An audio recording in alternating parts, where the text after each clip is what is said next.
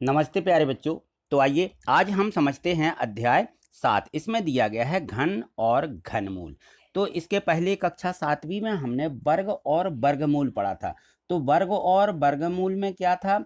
तो जो वर्ग था और जो वर्गमूल था, इन दोनों में थोड़ा सा बस अंतर था कि वर्ग यानी हम संख्या पर 2 की घात लिखते थे और वर्गमूल में 1/2 की घात यानी हम उसको इस प्रकार से लिख देते थे।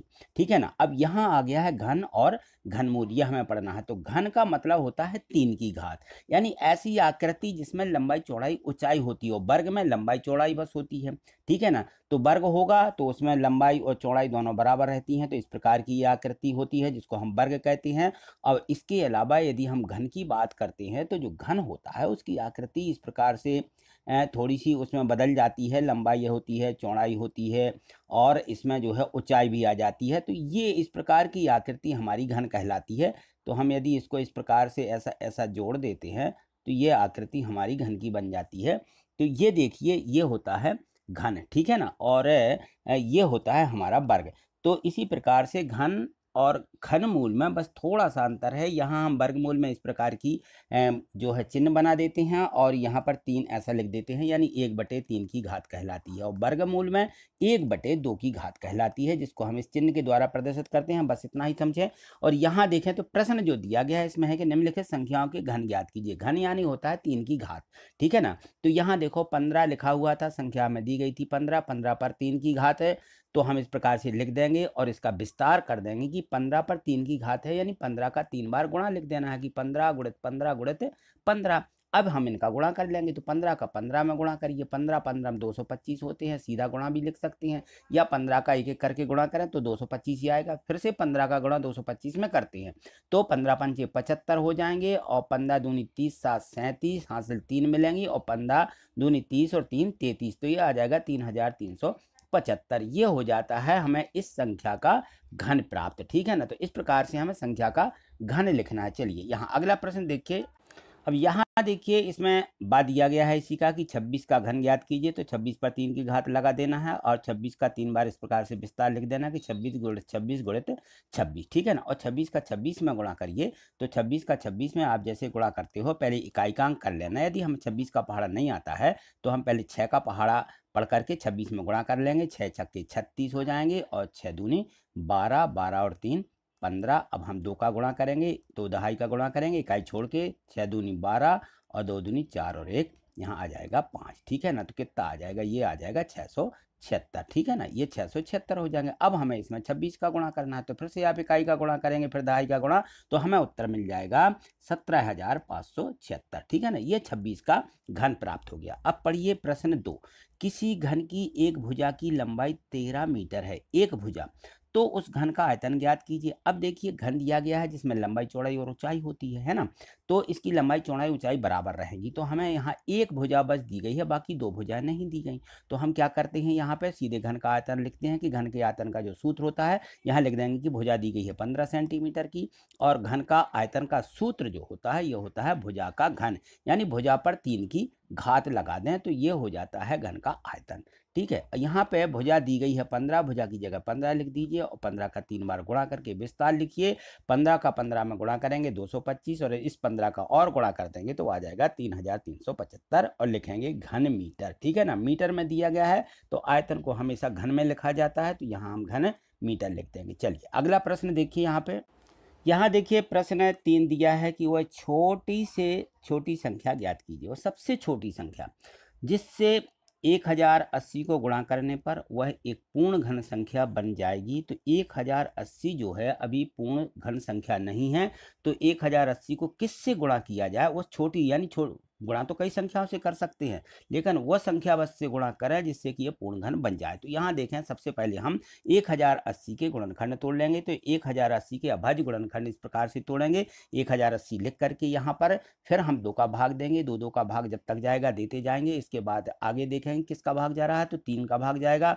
3 3 का भाग दिया और इसके बाद में लास्ट में 5 का भाग दे दिया, ठीक है ना। तो हम देखें यहाँ पर कि 1080 के अभाज्य गुणनखंड ये हमें प्राप्त हो जाते हैं, उनको हम गुणनफल के रूप में इस प्रकार से लिख लेंगे 2 गुणे 2 गुणे 2, 3 गुणे 3 गुणे 3 गुणे 5, ठीक है ना। अब देखेंगे इनकी कि हमें यहाँ पर समूह बनाना है, तो 3 3 के समूह बनाना है क्योंकि घन पूछा गया है ना। तो 3 3 के समूह का एक घन बनेगा, लंबाई गुणे चौड़ाई गुणे ऊंचाई का, फिर एक घन बन जाएगा 3 3 का, और यहाँ पे देखें तो 5 बच रहा है, यानी 5 एक ही बार आया है, 5 के 3 3 के समूह नहीं बन रहे हैं, तो यहाँ लिख देंगे हम कि 3 3 के समूह बनाने पर 5 के 2 गुणनखंड कम है, अतः 5 गुणे 5 यानी 25 से यदि हम इसमें गुणा करते हैं तो यहाँ हमें 2 5 की जरूरत होगी, एक 5 और एक 5 और, इस प्रकार से तब ये 3 3 का समूह बनेगा, यानी 5 गुणे 5 यानी 25 की आवश्यकता है, तो हमने लिख दिया, अतः 5 गुणे 5 बराबर 25 से गुणा करने पर संख्या पूर्ण घन संख्या बन जाएगी। बस इतना हमें लिख देना है, जो हमें संख्या कम पड़ती है उसके गुणनखंड करके हमें बस लिखना बस है, बाकी और कुछ नहीं करना, ठीक। चलिए आगे देखिए, यहाँ देखिए प्रश्न चौथा दिया गया है कि वह सबसे छोटी संख्या ज्ञात कीजिए जिससे 576 को भाग देने पर भागफल एक पूर्ण घन प्राप्त हो। अभी हमें दिया गया था कि गुणा करने पर, अब दिया है भाग देने पर,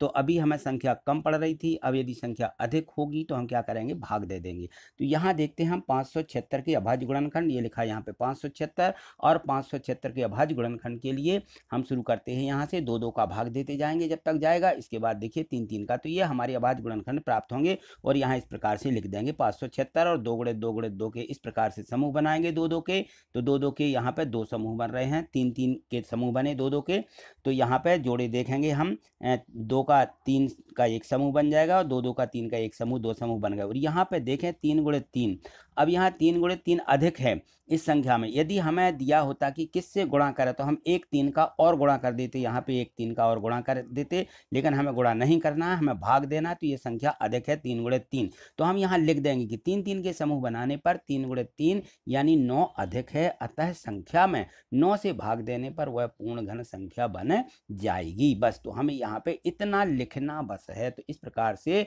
ये जो 576 है, यदि हम इसमें 9 अधिक होता है तो हम 9 से भाग दे देंगे, तो यह संख्या 576 पूर्ण घन बन जाएगी, ठीक है। चलिए आगे देखिए, यहाँ देखिए प्रश्न 5 दिया गया है, और इसमें दिया है कि अभाज्य गुणनखंड विधि से यहाँ पे 10,648 का घनमूल ज्ञात करना है। तो अभी हम घन ज्ञात करते आए हैं, हमें घनमूल निकालना है, तो घनमूल देखिए किस प्रकार से निकालेंगे, वैसे ही जैसे कि अभाज्य गुणनखंड विधि जो हम लगाते थे, पहले हम इसकी अभाज्य गुणनखंड ज्ञात कर लेते हैं इस संख्या के 10,648 के, यहाँ लिखेंगे 10,648, और इसमें सबसे पहले देखें तो इसमें 2 की विभाज्यता है, जब तक ये 2 की विभाज्यता है 2 का भाग देते जाएंगे, तो 2 का भाग देंगे, 2 पंचे 10, 2 तीन 6, 2 दूनी 4, 2 चौके 8, फिर 2 का भाग दे दिया, और फिर 2 का इस प्रकार से भाग दे दिया, तो ये आ जाएगा हमारे पास में 1331। अब 2 का भाग नहीं जाएगा, 3 का 5 का इस प्रकार से 7 का नहीं जाएगा, सीधा 11 का भाग जाएगा, तो 11 का भाग दिया तो 11 121 आ जाएंगे, फिर 11 का भाग देंगे, फिर 11 का, तो इस प्रकार से यह हमारे इसके अभाज्य गुणनखंड प्राप्त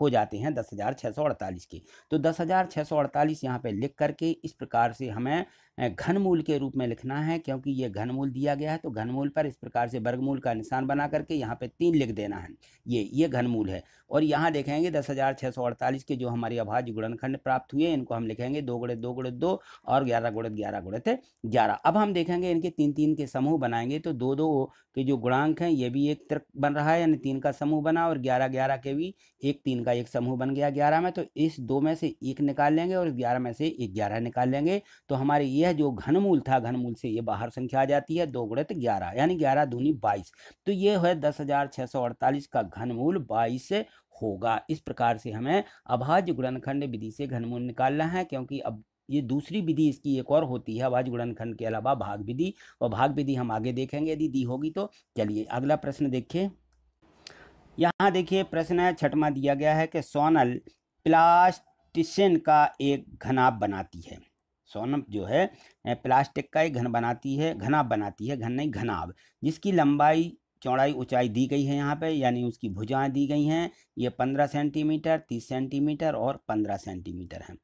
एक घन बनाने के लिए ऐसे कितने घनाभों की आवश्यकता होगी उसे। अब ये तो एक घनाभ बनाया है उसने, जिसमें लंबाई चौड़ाई और ऊंचाई है, यानी 15 सेंटीमीटर उसकी चौड़ाई हो जाएगी, 30 सेंटीमीटर लंबाई हो जाएगी, 15 सेंटीमीटर ऊंचाई हो जाएगी, तो ये घनाभ बन गया। अब हमें ऐसी ही लंबाई चौड़ाई के एक घनाभों को रखें तो कितने घन और लगेंगे एक घन बनाने के लिए। इस घनाभों की संख्या हमें निकालना है। तो यहाँ देखें, हम देखेंगे कि घनाभ का आयतन हमें दिया गया है, लंबाई चौड़ाई गुणित ऊंचाई, यानी 15 गुणित 30 गुणित 15, इस प्रकार से लिखेंगे। अब इस 15 के अभाज्य गुणनखंड देखें तो 3 गुणित 5 होते हैं। 15 के यदि हम गुणनखंड करेंगे, 30 के गुणनखंड करें तो 2 गुणित 3 गुणित 5, इस प्रकार से अभाज्य गुणनखंड प्राप्त होंगे, और 15 के 3 गुणित 5 ये हो गए, ठीक है ना।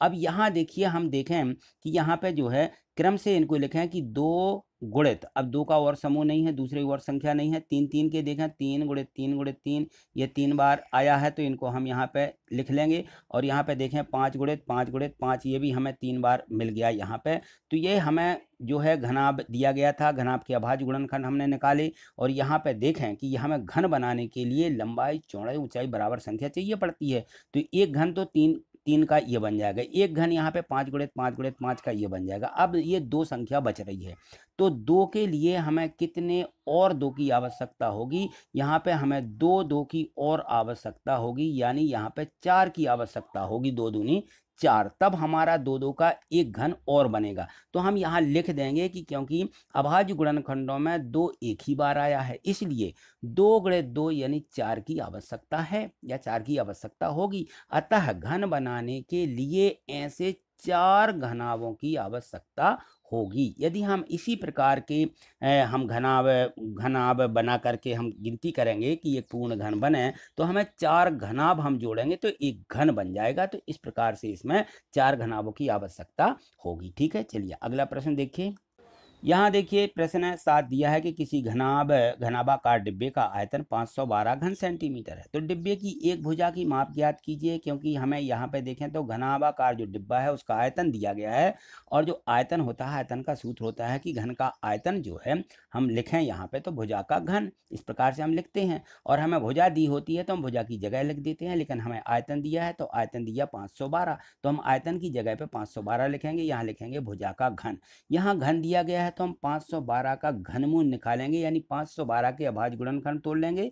अभाज्य गुणनखंड जब हमारे यहाँ पे टूट के आ जाएंगे तो हम लिखेंगे यहाँ पे 2 गुणित 2 गुणित 2 गुणित 2, इस प्रकार से 2 के कितने समूह बने हमें यहाँ पे, तो हम देखेंगे 1 2 3 समूह बन गए हमारे तीत्रक में। तो इस प्रकार से 1 3 से 1 2, 1 3 से 1 2, और दूसरे 2 के जो समूह है उससे हम 2 निकाल लेंगे। तो यहाँ पे सीधा आ जाता है कि भुजा बराबर 2 गुणित 2 गुणित 2, यानी 2 दूनी 4 दूनी 8। तो भुजा जो हमारी होगी वो 8 सेंटीमीटर की भुजा होगी। इस जो हमारा घन दिया गया था उसकी एक भुजा जो होगी वो 8 सेंटीमीटर की होगी यहाँ पर, ठीक है ना। तो इस प्रकार से हमें भुजा जो होती है हमारी आयतन की, हमें इस प्रकार से निकालना है, ठीक।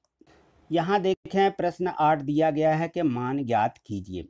91 का घन ऋण 90 का घन दिया गया है। तो ये देखें 91 और 90 ये पास पास की संख्या दी गई हैं।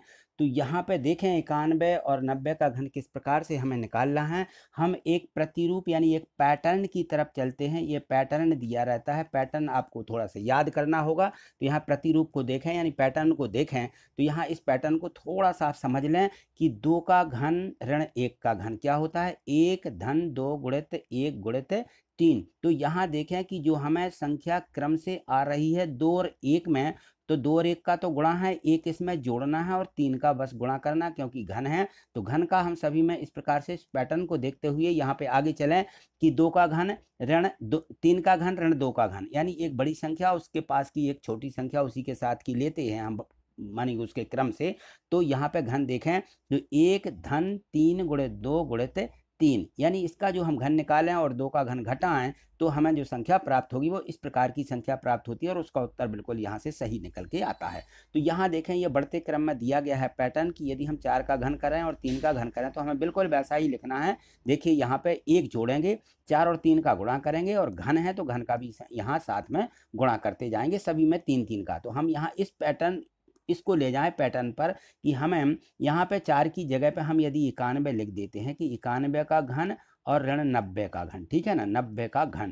तो ये किस प्रकार से बनेगा, 1 इसमें जोड़ देंगे और यहाँ हम लिख देंगे 91, यहाँ गुणित में लिख देंगे 90 और गुणित में लिख देंगे 3, ये पैटर्न हो जाएगा इस 90 और 91 का। तो हमें इसको देखिए इस प्रकार से यहाँ लिख देना है 1 धन 91 गुणित 90 गुणित 3, ये हो जाएगा इसका पैटर्न, ठीक है। अब हमें यहाँ गुणा करने में संख्या को सीधे लिखने में कोई दिक्कत नहीं होती है, क्योंकि हम सीधे इनका गुणा कर लेते हैं। जैसे 4 × 3 = 12 लिख दिया, 12 × 3 = 36, 37 आ जाता जाता है इसका उत्तर, तो वैसे ही इसका हम निकालेंगे तो उत्तर वैसा ही आएगा। तो यहाँ देखें 90 और 91 का यदि हम गुणा करें तो 0 का 0 आ जाता है, और 9 का 9 एकम 9 और 9 नाम 81, ये मिल जाएगा हमें इस प्रकार से। ये अब हम यदि हम चाहें तो इसमें 3 का गुणा कर लेते हैं, सीधा 3 का गुणा, तो 3 शून्य शून्य, 3 नाम 27, 3 और 2 5 और 8 तिया 24, ये आ जाएगा 24,570, ये आ गया 24,570। ठीक है ना। अब इसमें एक जोड़ देंगे तो 24,571, बस ये हमारा उत्तर हो जाता है। यानी हमें इस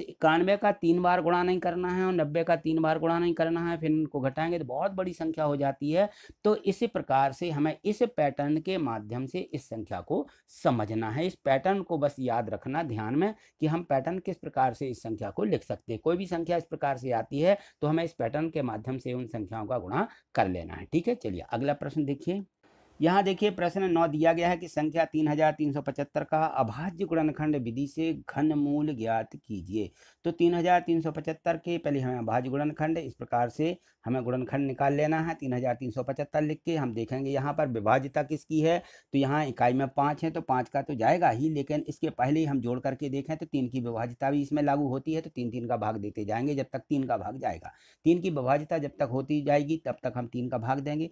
जब 3 का भाग नहीं जाएगा तो फिर हम 5 का भाग देना शुरू कर देते हैं। ठीक है ना। तो यहाँ पे 5 5 का भाग भी जा रहा है तो 5 5 का भाग यहाँ पे चला गया। ठीक है ना। और यहाँ देखें तो हमारे यहाँ 3375 के अभाज्य गुणनखंड निकल करके आ जाते हैं और हमें निकालना है घनमूल। तो इस प्रकार से घनमूल का निशान बना करके यहाँ 3 लिख देना है, वर्गमूल लगा करके 3, ये हो जाता है घनमूल।